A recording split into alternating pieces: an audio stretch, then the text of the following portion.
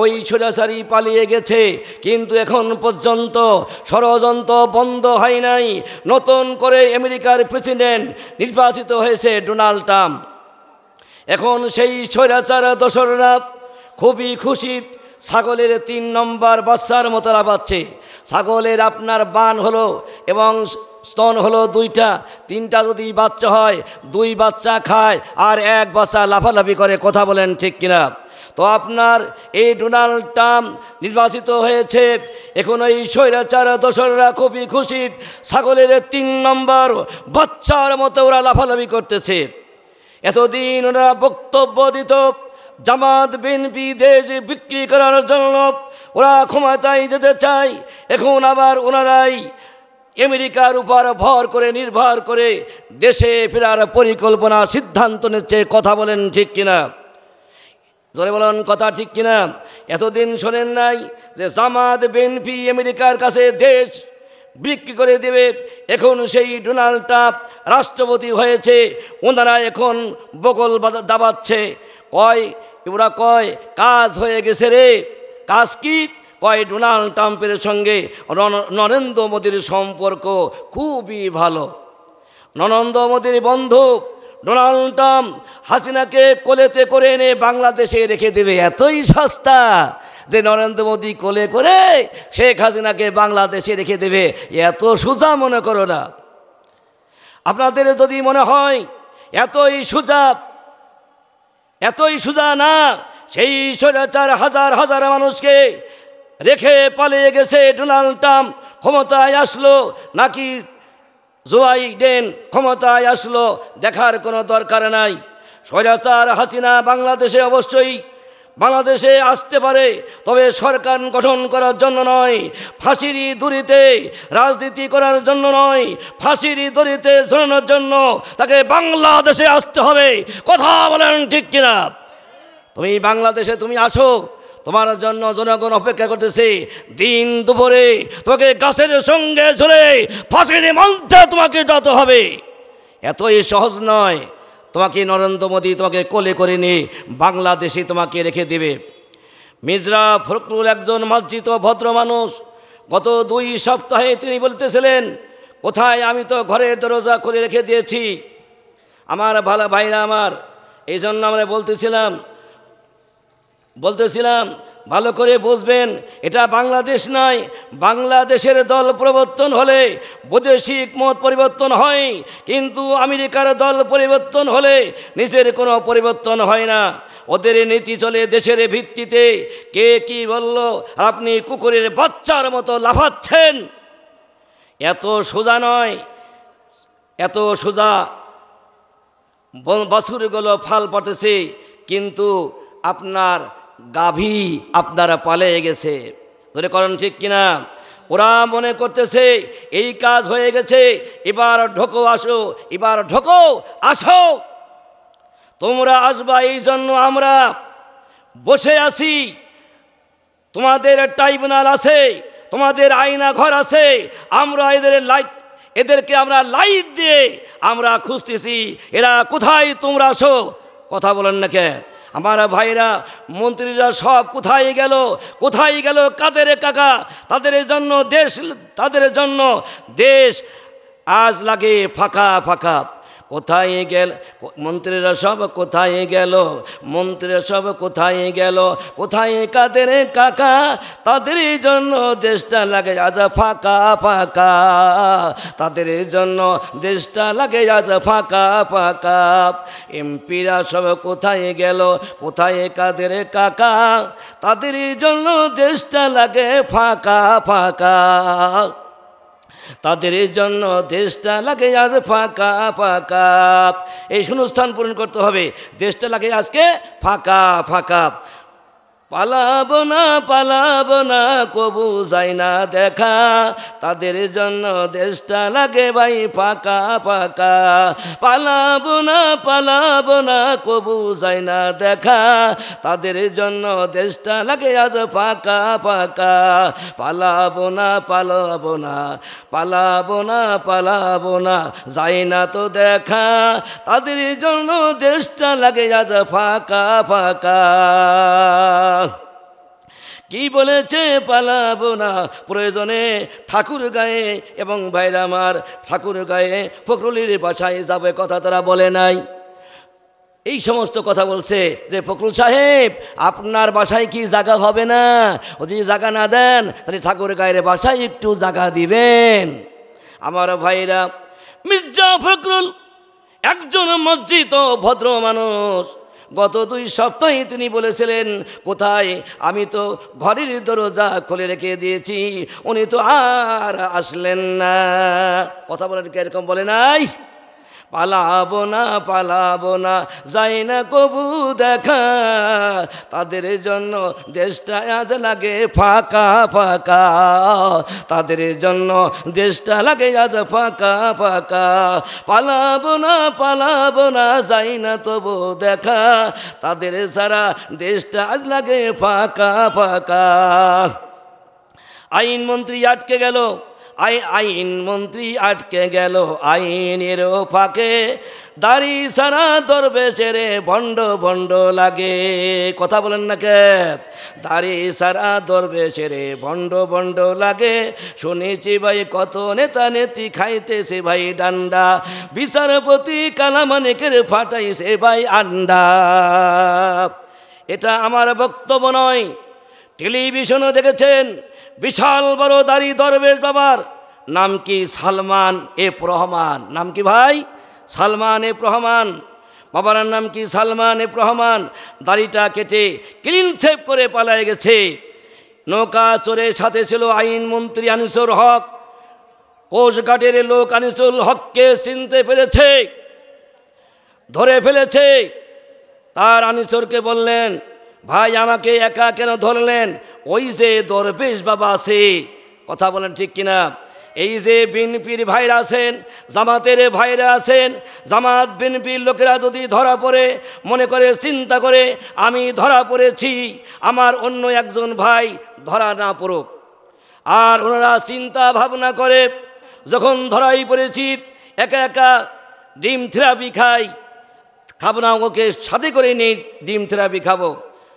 আর আল্লামা সাঈদীকে একমাত্র যিনি ফাঁসির রায় দিয়েছিলেন, বিচারপতি কালামানিক, কেউ কিন্তু ফাঁসির আপনার এই রায় দেয় নাই, কিন্তু আমার ভাইরা কারো দণ্ড দিয়েছে, সব হলো বিচারপতি। আর বিচারপতি কালামানিক ফাঁসির রায় দিয়েছিলেন। প্রত্যেকটি টেলিভিশনে যাকে তাকে রাজাকার বলে বলে গালি দিত, যারা বলেন ঠিক কিনা? এই আবার 15,000 টাকা দিয়ে নৌকা ভাড়া করেছে, ভারতে পালিয়ে যাবে। ছেলের দিয়ে 15,000 টাকা দিয়ে যেই নৌকা ঠিক করেছে, আল্লাহর কি খেলা, আল্লাহর কি খেলা। ওই লোক 15,000 টাকা নিয়ে কালামানিকরে জনগণের হাতে ধরা দিয়েছে। জনগণ তাকে এমন পিটাইছে, আপনার তার কলার পাতার মধ্যে রেখে দিয়ে, যে বাচ্চাকে খাতনা দেওয়ার পরে বাচ্চাকে শোয়ে রাখে, ঠিক ওইভাবে ময়নাকে শোয়ে রাখছে। কথা কন কেন? ওইভাবে রেখে দিয়েছে। তারপর আদালতে নেওয়ার পরে এমন তাকে থেরাপি দেওয়া হয়েছে। কালামানিক আছে, কিন্তু কালামানিকের বিসি নাই। কথা বলেন ঠিক কিনা? এই কালামানিক আছে, কালামানিকের কি নাই? বিসি নাই। আমার ভাইরা, কালামানিক আটকে গেল আইনের ফাঁকে, দাড়ি ছাড়া দরবেশের ভণ্ড ভণ্ড লাগে। শুনেছে ভাই কত নেতা নেত্রী খাইতেছে ভাই ডান্ডা, বিচারপতি কালামানিকের ফাটাইছে ভাই আন্ডা। পলকের ঝলক গেল থামি নেতাই নেটের চাকা, তাদের ছাড়া দেশটা লাগে যাচ্ছে ফাঁকা ফাঁকা, তাদের সারা দেশটা লাগে আজ ভাই ফাঁকা ফাঁকা। পালাবো না যাই না কবু দেখা, তাদের জন্য দেশটা আজ লাগে ফাঁকা ফাঁকা, তাদের জন্য দেশটা লাগে আজ ফাঁকা ফাঁকা, তাদের জন্য দেশটা লাগে আজ ফাঁকা ফাঁকা।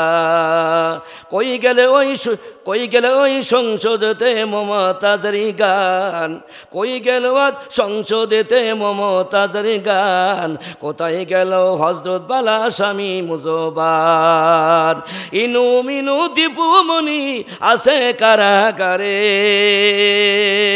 ইমু মিনু দীপুমণি আছে কারাগারে, পাপ করিলে পাপ কি কখনো সারে, কোথায় গেল স্পিকারের দৃষ্টি আঁকা বাঁকা, তাদের সারা দেশটা লাগে আজ ফাঁকা ফাঁকা, তাদের সারা দেশটা লাগে আজ ফাঁকা ফাঁকা।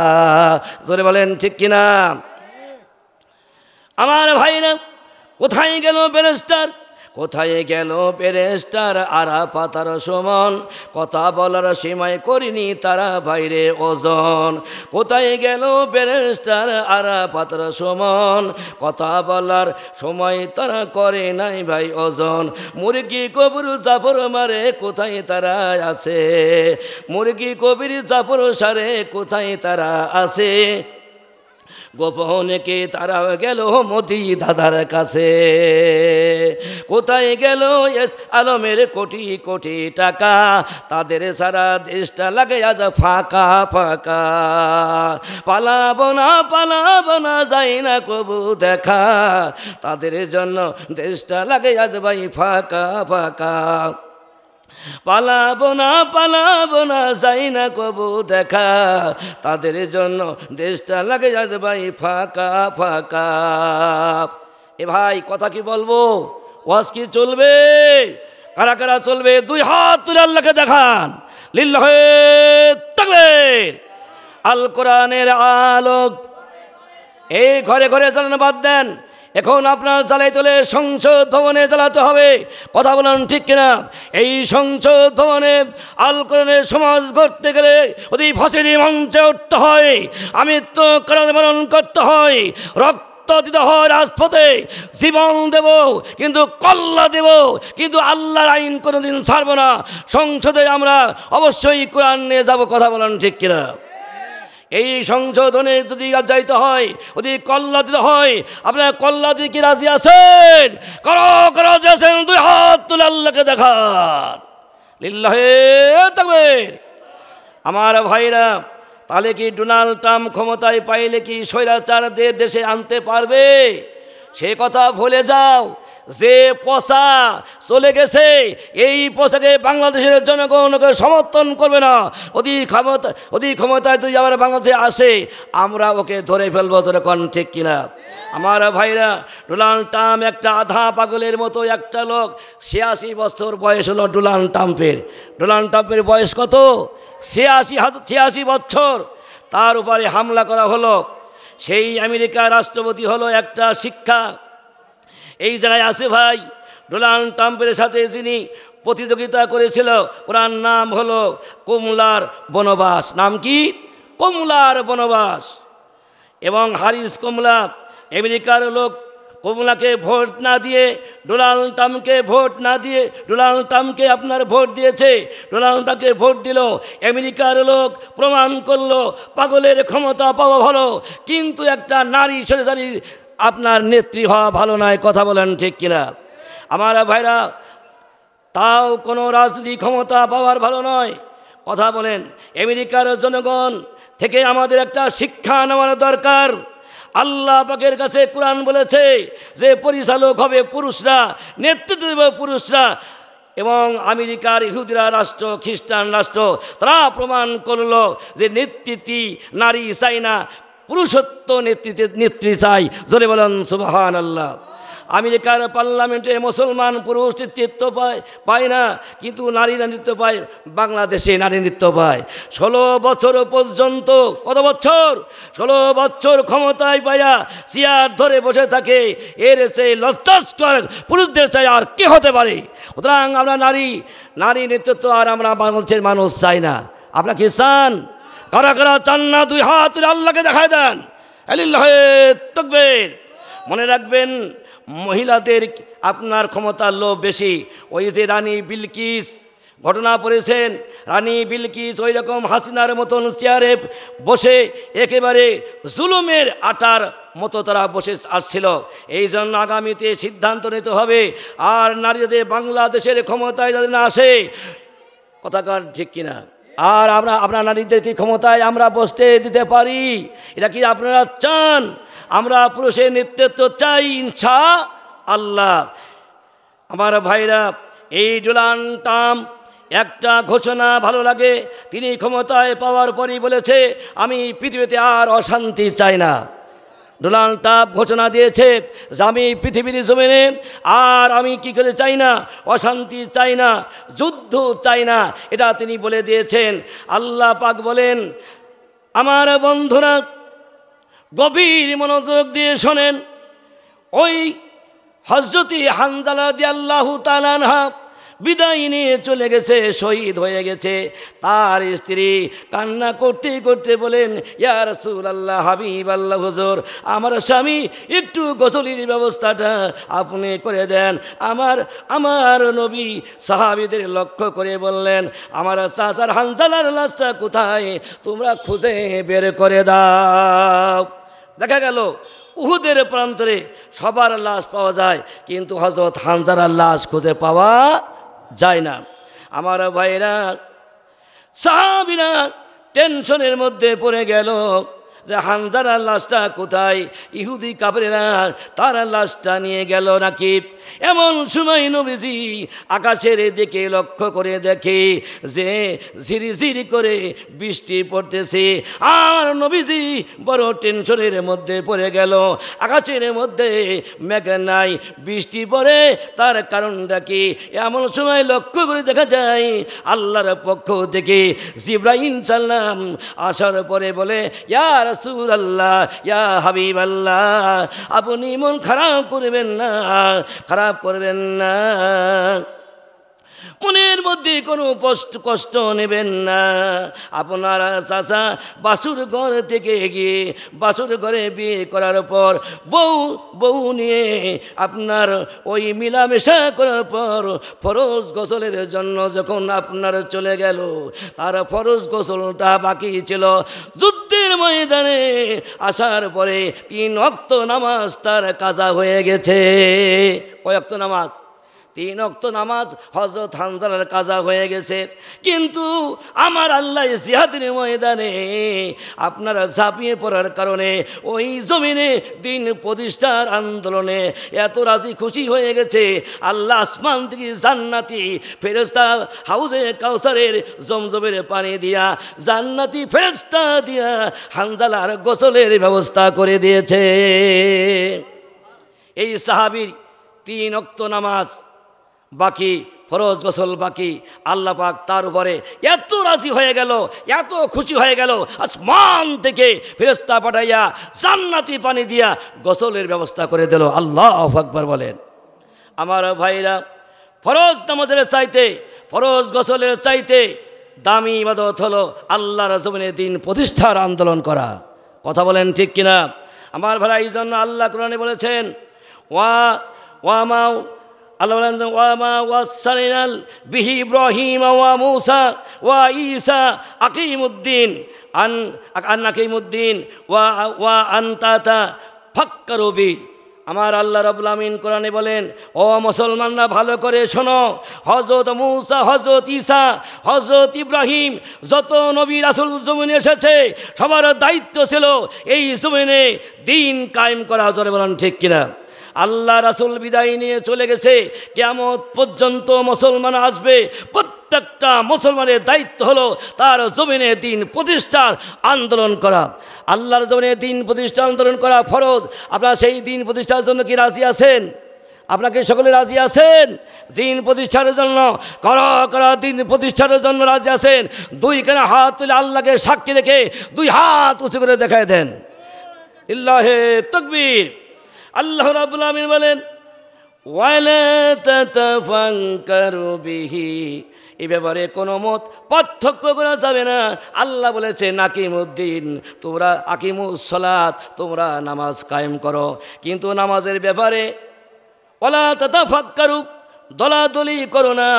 এমন কথা আল্লাহ কোরআনে বলে নাই। ওয়ালিল্লাহি আলান নাসি হিজ্জুল বাইত, তোমরা হজ করো, হজের ব্যাপারে তোমরা ওয়ালা তাতাফাক্কারু বি, তোমরা হজ করো, মত পার্থক্য করো না।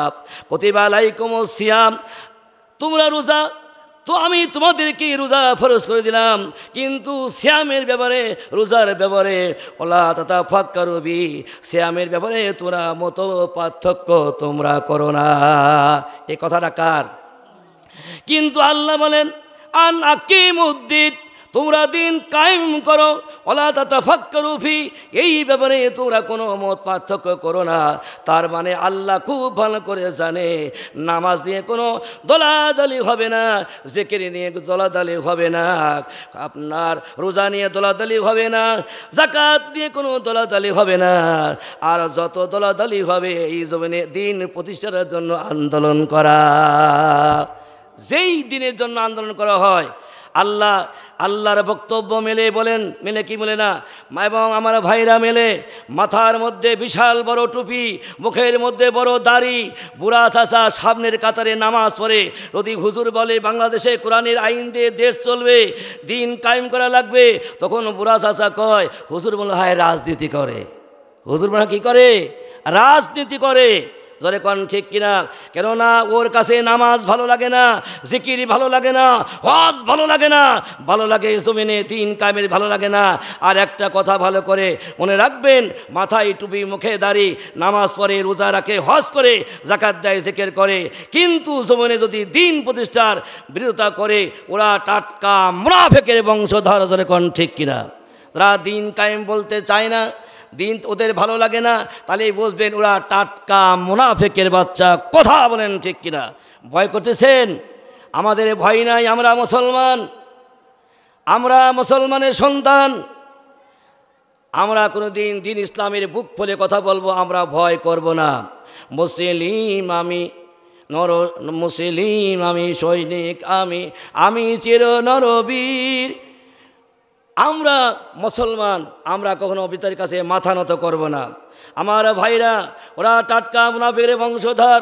লক্ষ্য করে দেখেন, আব্দুল্লাহ ইবনে উবাই রাসূলের পিছনে নামাজ পড়তো, মাথায় টুপি, মুখের ভিতরে দাড়ি, রাসূলের নেতৃত্ব মানত না, আর জমিনে দিন কায়েম হোক এটা ওনারা চাইতেন না।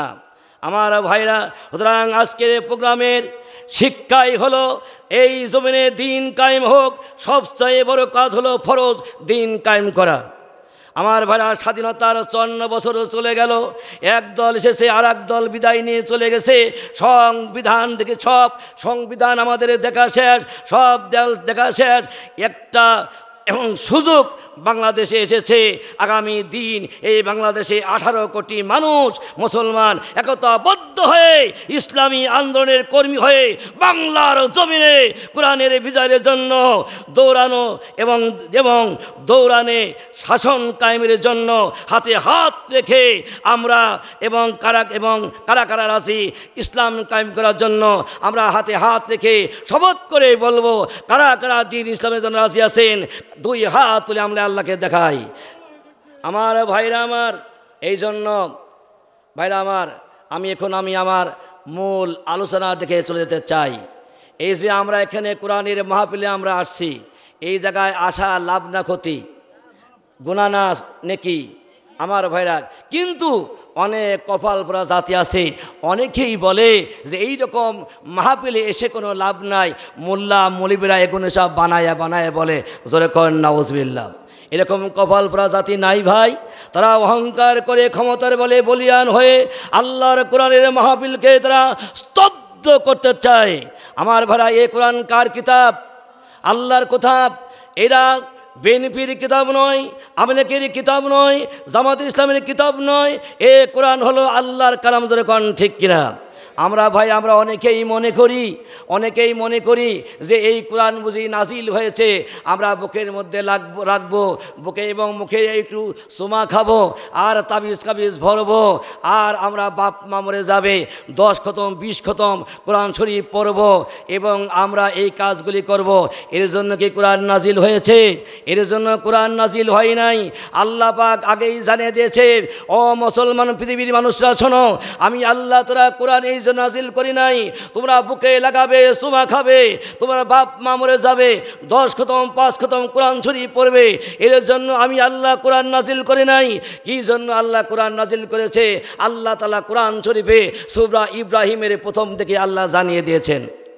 আমার সঙ্গে সকলেই পড়েন, আউযু বিল্লাহি মিনাশ শাইতানির রাজিম, বিসমিল্লাহির রহমানির রহিম, আলিফ লাম রা, কিতাবুন আনজালনাহু ইলাইকা লিতুখরিজান নাসা মিনাল যুলুমাতি ইলান নূর।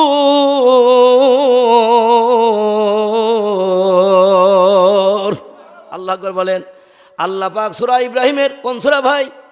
সূরা ইব্রাহিমের প্রথম থেকে আল্লাহ বলতেছে, নবী গো আমি আপনার উপরে এই কুরআনুল কারীম এই জন্য নাজিল করেছি যে সমস্ত লোকগুলি অন্ধকারের মধ্যে ডুবে গেছে, নিমজ্জিত হয়ে গেছে, ওই সমস্ত লোকদেরকে অন্ধকার থেকে উঠায় এনে আলোর পথে আনার জন্য নবী গো এই জন্য আমি আল্লাহ কুরআন নাজিল করেছি আপনার উপরে। আল্লাহু আকবার বলেন।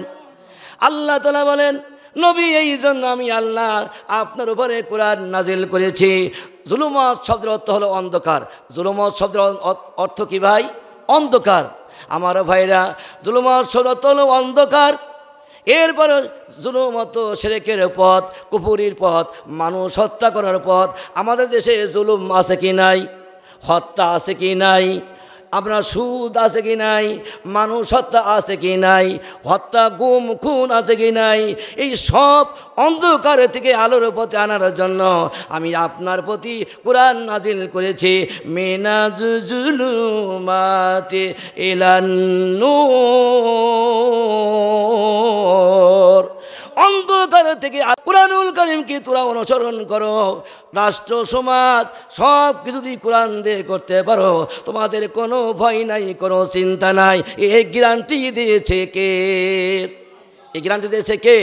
আল্লাহ বলেন, আমি আল্লাহ গ্যারান্টি দিয়েছি, ফামান তাবিয়া হুদায়া ফালা খাউফুন আলাইহিম ওয়ালা হুম ইয়াহজানুন।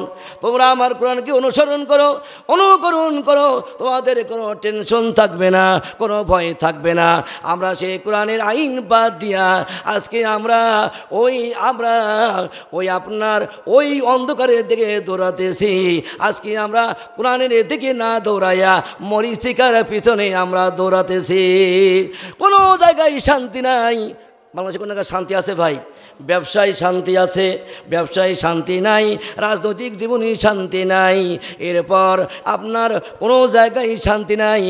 একমাত্র কোরআন দিয়ে সমাজ পরিচালনা না করার কারণে আজকে পৃথিবীতে শান্তি নাই। যদি বলুন ঠিক কিনা? আসেন আমার ভাইরা, আমি আমার আয়াতের দিক নির্দেশনা থেকে আমি চলতে চাই। তার আগে আমি বলতে চাই, এই কোরআন যিনি নাজিল করেছেন তিনি কে? সেই কোরআনের আলোচনা আমাদের শোনার প্রয়োজন আছে কি নাই? আমার ভাইরা আমার, এখন আসেন আমি আমার মূল আলোচনার দিকে চলে যাই। আমি পবিত্র কোরআন কারিমের সূরা আমি পবিত্র কোরআন শরীফের সূরা আনফালের আমি 30 নম্বর আয়াতে কারিমা তেলাওয়াত করেছি। আল্লাহ বলেন, ওয়া ইয ইয়ামকুরু বিকাল্লাযিনা কাফারু লিয়ুযবিতুকা আও ইয়াকতুলুকা আও ইউখরিজুকা ওয়া ইয়ামকুরুনা ওয়া ইয়ামকুরুল্লাহ ওয়াল্লাহু খায়রুল মাকিরিন। কোরআন শরীফে এই 9 নম্বর পারা 8 নম্বর সূরা। কত নম্বর পারা? 9 নম্বর পারা 8 নম্বর সূরা। আমি শেষের আপনার 30 নম্বর আয়াতে কারিমা তেলাওয়াত করেছি। এই সূরার মধ্যে 75টি আয়াত আছে। কয়টা আয়াত? আর 10টি রুকু। সূরাটি নাজিল হয়েছে মদিনায়। তাহলে আসুন, এই সূরা আল্লাহর কোরআনের মধ্যে আছে কি নাই? আল্লাহর কোরআনের মধ্যে এই সূরা অবশ্যই আছে। যেরকম কিনা ঠিক কিনা আমার ভাইরা? আল্লাহ রাব্বুল আলামিন এই সূরাটি কেন নাযিল করলেন, এই সূরাটি কেন নাযিল করলেন, এটা আমাদের জানার প্রয়োজন আছে কি নাই। এই সূরার শিরোনাম হলো ষড়যন্ত্র। এই সূরার শিরোনাম কি? ষড়যন্ত্র। আসেন আমার ভাইরা, আল্লাহ কেন এই সূরা নাজিল করেছেন আমাদের জানার দরকার আছে। এই সূরা কখন নাজিল হলো? আল্লাহ রাব্বুল আমিন যখন নবীকে মক্কার জমিনে রিসালাতের দায়িত্ব দিল, নবুয়তের দায়িত্ব দিল, ওই সময় মক্কার জমিনে আবু জেহেল একজন স্বৈরাচার শাসক ছিল। কি শাসক? স্বৈরাচারী শাসক ছিল। রাতারাতি তিনি নির্বাচন হয়ে গেল, ভোটের প্রয়োজন হয় না। আমাদের বাংলাদেশেও আপনার গত কিছুদিন আগে যে নির্বাচন হয়ে গেল, এই নির্বাচনে জনগণ তাকে সমর্থনে ভোট দেয় নাই। আপনার ঈশার নামাজের পরে সব ব্যালট ভোট পেপার কেটে দিয়ে আপনার ব্যালট এবং ব্যালট আপনার বাক্স ভরে দিল। এরপরে সকাল আপনার বিকালে এই খবর হয়ে যায় যে বিপুল ভোটে আওয়ামী লীগের সরকার হয়ে গেছে। দরকার নাউজুবিল্লাহ। আবু জেহেল ওই রকম আপনার তিনি স্বৈরাচারী শাসক ছিল, তিনি আপনার জনগণের ভোটে তিনি আপনার নির্বাচিত হয় নাই। এই রকম সরকার আমাদের বাংলাদেশেও হয় কি হয় না? আবু জেহেল প্রেসিডেন্ট হয়ে গেল। জোরখান নাউজুবিল্লাহ। এরকম ভোট কি বাংলাদেশে আছে ভাই? হ্যাঁ, এরকম ভোটও বাংলাদেশে আছে যে ভোট ছাড়াই সে আপনার নির্বাচিত হয়ে যায়। জোরে বলেন নাউজুবিল্লাহ। আমার ভাইরা, এইবার আবু জেহেল প্রেসিডেন্ট হয়ে গেল। আমার ভাইরা, সংসদ নির্বাচন হয়ে গেল। আপনার যাই হোক, আপনার ভোটে পারুক আর এমনি পারুক যখন হয়ে গেল, তখন কিন্তু আপনার সংসদের প্রয়োজন হয়। একা একা কেউ দেশ পরিচালনা করতে পারে না। সিদ্ধান্ত হয়ে গেল কে আপনার ওই ধর্মমন্ত্রী হবে, কে আপনার পররাষ্ট্রমন্ত্রী হবে, কে অর্থমন্ত্রী হবে। সিদ্ধান্ত নিল আবুল আহাব হবে ধর্মমন্ত্রী। আবুল আহাব কী হবে? ধর্মমন্ত্রী হবে। ধর্মের সম্পর্কে তার নলেজ নাই, তার জ্ঞান নাই। সেই আবুল আহাব হলো ধর্মমন্ত্রী, আর স্বরাষ্ট্রমন্ত্রী হলো আবু সুফিয়ান। আবু সুফিয়ান হলো স্বরাষ্ট্রমন্ত্রী, আর ওনার বউ হলো আপনার হিন্দা হলো, তিনি হলেন একজন নেত্রী। আপনার অর্থমন্ত্রী কারে বানানো যায়? সিদ্ধান্ত নিল উমাইয়া ইবনে খালফ হবে আপনার অর্থমন্ত্রী। 49 জন লোক এমপি মন্ত্রী হয়ে গেল। আপনার ওই সংসদে এটা নির্বাচিত হয়ে গেল। এরপরে আল্লাহ রাব্বুল আমিন যখন নবীকে রিসালাতের যখন দায়িত্ব দিয়ে দিল, নবুয়তের দায়িত্ব দিয়ে দিল, আল্লাহ নবী দেশে হারা পথ হারা মক্কার মানুষদেরকে ইসলামী পথে আনার জন্য যখন কালেমার দাওয়াত দিল যে লা ইলাহা ইল্লাল্লাহ, আল্লাহ ছাড়া কোনো মাবুদ নাই। আবু জেহেল এবং আল্লাহ রাসূল যখন মক্কার জমিনে তাকে নবুয়তের দায়িত্ব দেওয়া হলো, আল্লাহ নবী ওই মক্কার জমিনে দেশে হারা পথ হারা মানুষদেরকে ইসলামী পতাকার তলে ছায়া তলে আসলেন আর বললেন লা ইলাহা ইল্লাল্লাহ, আল্লাহ ছাড়া কোনো ইলাহা। আবু জেহেল তখন মাথার টনক নড়ে গেল। আবু জেহেল তার মন সিদ্ধান্ত নিল যে তাড়াতাড়ি মিটিংয়ের ব্যবস্থা করা হোক। ওই পার্লামেন্টে ওই আপনার দারুণ নদিয়ায় বসে গেল যে মোহাম্মদের বিরুদ্ধে কিছু অ্যাকশন না দরকার। সমস্ত এমপি মন্ত্রী হাজির হয়ে গেল। তখন সকলেই বলল, আবু জেহেল, তুমি যদি রাষ্ট্র ক্ষমতায় থাকতে চাও, চেয়ারে থাকতে চাও, তাহলে ওই মোহাম্মদকে দেশের বাইরে রাখা যাবে না, তাড়াতাড়ি জেলখানার মধ্যে ঢোকায় দাও। জোরখান নাউজুবিল্লাহ। আমার ভাইরা সঙ্গে সঙ্গে সিদ্ধান্ত নিয়ে নিল। আবু জেহেলের একজন আপনার বড় নেতা ছিল, প্রধান উপদেষ্টা ছিল, তার নাম হলো হিশাম ইবনে আমর। প্রত্যেকটি সরকারের একজন আপনার প্রধান উপদেষ্টা থাকে। তো আবু জেহেলের যিনি প্রধান উপদেষ্টা ছিলেন তিনি হলেন আপনার হিশাম ইবনে আমর। নাম কি ভাই? হিশাম ইবনে আমর। হিশাম ইবনে আমরের বয়স 81 বছর। যখন কত বছর? 81 বছর হিশাম ইবনে আমরের হলো আপনার বয়স। সকলেই বলল, নেতাজি আপনি আমাদের বয়স্ক নেতা, আপনি সিদ্ধান্ত দেন আবু জেহেলকে আজীবন ক্ষমতায় বসানোর জন্য আমাদের কি করার দরকার। হিশাম ইবনে আমর বলল, শোনো, আবু জেহেলের পক্ষ লইয়া বলল, ওই মুহাম্মাদের চরিত্র ভালো, নীতি নৈতিকতা ভালো, আমরা মুহাম্মদকে আলামিন বলে খিতাব দিয়েছি, আর সাদিক বলে খিতাব দিয়েছি। ওই মুহাম্মাদের কাছে আমরা আমানত রাখি, একটা টাকাও আমানতের খেয়ানত মুহাম্মদ করে না। সুতরাং মুহাম্মদ যার কাছে কালেমার দাওয়াত দেয় সেই মুসলমান হয়ে যায়। সুতরাং মুহাম্মদকে দেশের বাইরে রাখা যাবে না, মুহাম্মদকে জেলখানার মধ্যে ঢুকায় দাও। শুধু মুহাম্মদকে নয়, মুহাম্মদ সাল্লাল্লাহু আলাইহি সাল্লামের যত নেতা কর্মী আছে আল্লাহর নবী সহ সকলকেই জেলখানার মধ্যে ঢুকায়া দাও। হিসাব এমনি আমর বলল, আমার সিদ্ধান্ত অনুযায়ী মুহাম্মদ আর মুহাম্মাদের সকল কর্মীদেরকে জেলখানার মধ্যে ঢুকায় দেওয়া হলো।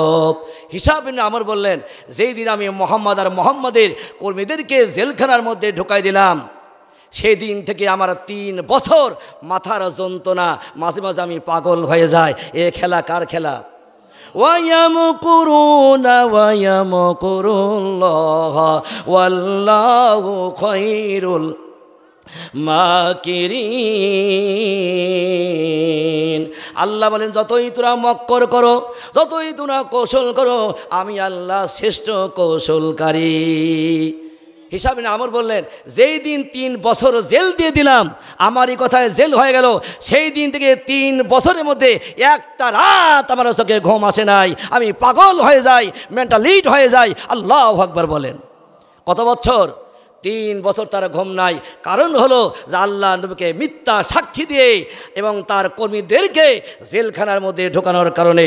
সেই রকম এইরকম আমাদের দেশেও এরকম স্বৈরাচারী সরকার, স্বৈরাচারী শাসক আমাদের দেশে ছিল না। সেই সরকার কি আছে ভাই? রাতারাতি পালাইয়ে গেছে, বাসুর রেখে আপনার ওই বড়টা পালাইয়ে চলে গেছে। যেরকম নাউজুবিল্লাহ। আমার ভাইরা আবু হিসাব এমনি আমর হলো প্রধান উপদেষ্টা। একদিন হিসাব এমনি আমরের বউ মানে স্ত্রী বলল, স্বামী আমার 81 বছর আপনার বয়স, দীর্ঘদিন পর্যন্ত আপনারা সংসার করলাম, কোনোদিন মাথার ব্যথা দেখলাম না, মাথার যন্ত্রণা দেখলাম না। 3 বছর আপনার মাথার যন্ত্রণা, কত ডাক্তার কত কবিরাজ দেখালেন, কোনো অবস্থায় আপনার ভালো হয় না। স্বামী যদি অসহায় চিৎকার করে করে কাঁদে, পাশে যদি বিবি থাকে, বিবির কি ঘুম ধরে? বিবির ঘুম ধরে ভাই? বিবি বলে, স্বামী আমার কারণটা কি? 3টা বছর পর্যন্ত আপনার মাথার ব্যথা, কোনোদিন তো আপনার মাথার ব্যথা ছিল না, কারণটা কি? হিসাব এমনি আমর বলো, বিবি দুঃখের কথা কি বলবো, জীবনের শেষ প্রান্তে এসে আমি মারাত্মক একটা ভুল কাজ, অন্যায় কাজ করে ফেলে দিয়েছি। বলে কি কাজ? বলে আব্দুল্লাহর বেটা মুহাম্মদ, তিনি একজন ভালো মানুষ, তার চরিত্র ভালো, নীতি নৈতিকতা ভালো। আমরাই মুহাম্মদকে আলামিন বলে ডাকতাম, আর সাদিক বলে ডাকতাম, তার কাছে আমানতের মাল রাখতাম, সমস্ত আমানতের মাল কোনো দিন খেয়ারত করে নাই। আমার দেশের সরকাররা টাকা পয়সার কি আমানত করেছে, কি খেয়ানত করে কি করে নাই ভাই? ব্যাংকগুলি সব লুট হয়ে গেছে। এক একটা ভূমি মন্ত্রীর বাড়ি হলো 250টা বাড়ি। কত বাড়ি? এসব টাকা কি ওরা বাপের নাকি ভাই? সমস্ত টাকা পয়সা লুটপাট করে ওরা দেশ থেকে ওরা পালাইয়ে গেছে। সেই হাসিনা বাংলাদেশে আসবে, এটা কি আপনারা রাজি আছেন? সত্যি কি রাজি আছেন? কারা কারা রাজি নাই? 2 হাত তুলে আল্লাহকে দেখায় দেন। লিল্লাহে তাকবীর। আমার ভাইরা, এমন সময় হিসাব এমনি আমর বলল, আমরের বিবি বলল, স্বামী আমার, যদি আপনার মাথা ভালো করতে চান, চোখে যদি ঘুম আনতে চান, তাহলে আপনি আবু জেহেলের জেলখানা ভেঙে মুহাম্মদকে মুক্তি দিয়ে দেন, ওর কর্মী বাহিনীকে সব মুক্তি দিয়ে দেন। আল্লাহু আকবার বলেন। সেই সময় মক্কার জমিনে 8টা জেলখানা ছিল। কয়টা? 8টা জেলখানা ছিল। সবচাইতে কিন্তু কারাগার ছিল দারুন নাদোয়া। ওই দারুন নাদোয়ায় সব আপনার আটকাই দিলেন, সব আটকে দেওয়া হলো। হিসাব এমনি আমরের বিবি কয়, স্বামীরে, যদি আপনার মাথা ভালো করতে চান, চোখের মধ্যে যদি ঘুম নিতে চান তাহলে আপনি তাড়াতাড়ি আবু জেহেলের জেলখানার তালা ভাঙিয়া মোহাম্মদকে বের করে আনেন। হিসাব ইবনে আমর কয়, বিবি তোমার কথাই সত্য, আমি তাড়াতাড়ি জেলখানার আপনার তালা ভেঙে চাবি দিয়া তালা খুলে মোহাম্মদকে বের করে আনবো। যেরকম সুবহানাল্লাহ। কিছুক্ষণ পরে বলে যে আবু জেহেলের কারাগার থেকে মোহাম্মদকে বের করা কি এতই সোজা? আমি যদি এই কাজটা করি ওরা আমাকে পাগল বলে ওই মোহাম্মদ যে জেলখানার মধ্যে আছে আমাকেও জেলখানার মধ্যে ঢোকাই দেবে। সুতরাং আমার একার পক্ষে সম্ভব নয়। আবু জেহেলের রাষ্ট্রের মধ্যে অনেক বড় বড় নেতা আছে, ওই 4-5 জন নেতাকে আমারে হাত করতে হবে। কাকে হাত করা যায়? কি পরিকল্পনা? উদউ ইলা সাবিলি রাব্বিকা বিল হিকমা। আমার ভাইরা সুন্দর পরিকল্পনা গ্রহণ করলেন। আমার ভাইরা কিতাবের মধ্যে আসছে আবু জেহেল মনে করলো, আবু জেহেলের হিসাব এমনি আমরা সিদ্ধান্ত নিল আবু জেহেলের রাষ্ট্রের মধ্যে একজন বড় মাস্তান আছে, যারা অবৈধ সরকার ওদের মাস্তান বানিয়ে থাকে, কে থাকে না? আমার ভাইরা আবু জেহেলের সবচাইতে একটা বড় আপনার মাস্তান ছিল, তার নাম ছিল হিসাব আপনার জহির ইবনে আবু উমাইয়া। নাম ছিল জহির ইবনে আবু উমাইয়া। কত মানুষের, কত লোকদের সন্তানের হাত পা কেটে দিয়েছে, চোখ প্রায় ফেলেছে, হত্যা করেছে। আমাদের দেশেও ওই স্বৈরাচারী সরকার শেখ হাসিনা ওই আপনার বজলুর রশিদকে আপনার ছুরি দিয়ে তাকে হত্যা করে ফেলেছে। দরকার নাউজুবিল্লাহ। যিনি হলেন বাংলাদেশের মাথা, মাননীয় নেত্রী শেখ হাসিনা, তিনি নিজ হাতে মানুষ খুন করতে পারে, হত্যা করতে পারে, এর চাইতে জালিম আর কোনো সরকার হতে পারে না। কথা বলেন ঠিক কিনা? আমার ভাইরা আমার, এমন সময় আপনার হিসাব এমনি আমার প্রধান উপদেষ্টা মনে করলো আবু জেহেলের রাষ্ট্রের মধ্যে একজন বড় মাস্তান আছে, তার নাম হলো জহির ইবনে আবু উমাইয়া, ওকে আমাকে হাত করতে হবে। রাত 12টা বেজে গেছে। রাত কয়টা? রাত 12টা বেজে গেছে।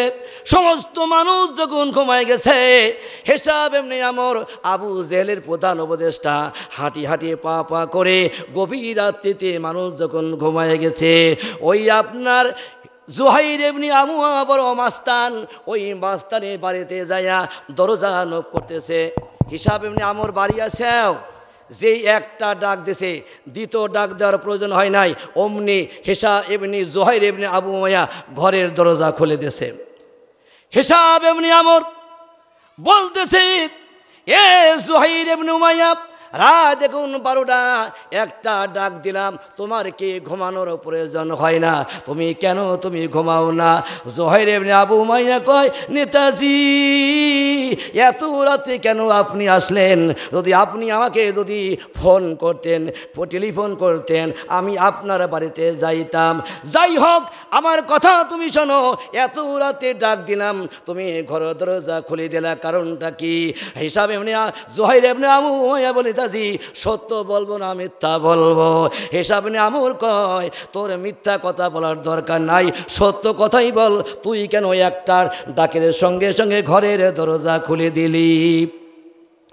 আমার ভাইরা, হাদিসের মধ্যে আসছে আসিদকু ইউনজি, সত্য কথা বলে আল্লাহ তাকে মুক্তি দিয়ে দেয়, ওয়াল কিযবু ইহলিক, আর মিথ্যা কথা মানুষকে ধ্বংস করে দেয়। কথা বলেন ঠিক কিনা?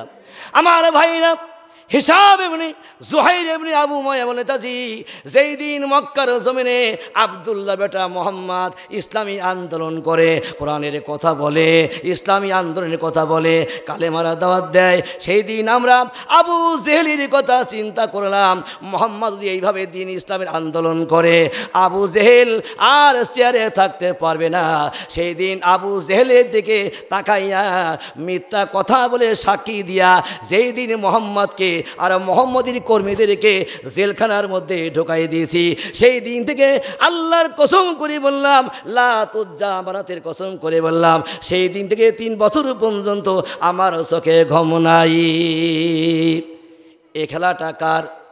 ওয়ায়ামকুরুনা ওয়ায়ামকুরুল্লাহ ওয়াল্লাহু খায়রুল মাকিরিন। আল্লাহ বলেন তোমরা আমার হাবিবকে নস্যাৎ করার জন্য তোমরা ষড়যন্ত্র করো, আমি আল্লাহ তোমাদের এই বিরুদ্ধে আমি ষড়যন্ত্র করলাম। আমি আল্লাহর ষড়যন্ত্র হলো শ্রেষ্ঠ কৌশল, শ্রেষ্ঠ, আমি আল্লাহ হলাম শ্রেষ্ঠ ষড়যন্ত্রকারী। আমার ভাইরা, জুহাইর ইবনে আবু উমাইয়া বলল, নেতাজি চলেন আমরা দুইজন যায়া জেলখানার তালা ভেঙে মোহাম্মদকে আমরা বের করে আনবো, তা না হলে আমার চোখে আর ঘুম ধরবে না। আল্লাহ বুঝি এই পাপের কারণে আমার মাথাটা ডিস্টার্ব করে দিয়েছে। আল্লাহু আকবার বলেন।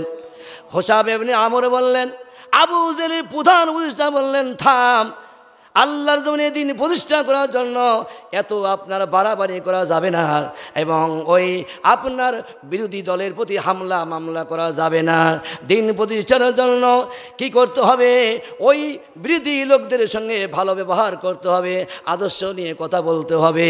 এদেরকে যদি আমরা ওই ইসলামের পতাকা, ইসলামের ঝান্ডা যদি তুলে দেই, এরা পাগলের মতো আল্লাহর জমিনে দিন প্রচার করার জন্য পাগলের মতো ওরা দৌড়াবে। সুতরাং হামলা মামলা দিয়ে এদের সঙ্গে আচার ব্যবহার করা যাবে না। আমার ভাইরা, আবু জেহেলের প্রধান উপদেষ্টা বলল, শোন, আরও 3 জন নেতাকে হাত করা লাগবে। আমরা কেবল 2 জন হইলাম, কয়জন হইলাম? আরও কয়জনকে হাত করা লাগবে? 3 জনকে হাত করা লাগবে। হিসাব এমনি আমর আবু জেহেলের প্রধান উপদেষ্টা বলল, শোন, আবু জেহেলের রাজ্যের মধ্যে সবচাইতে একটা বড় আপনার সাদাবাজ আছে। কি বাজ? সাদাবাজ। যারা অবৈধ তাদের আপনার সাদাবাজ থাকে কি থাকে না? অনেক মানুষের বাড়ি যায় সাদা ধরে, যদি সাদা না দাও তোমার ব্যবসা প্রতিষ্ঠান বন্ধ করে দেওয়া হবে, তোমার জীবনটা চলে যাবে। বাধ্য হয়ে ওদেরকে সাদা দেওয়া লাগে। যেরকম ঠিক কিনা?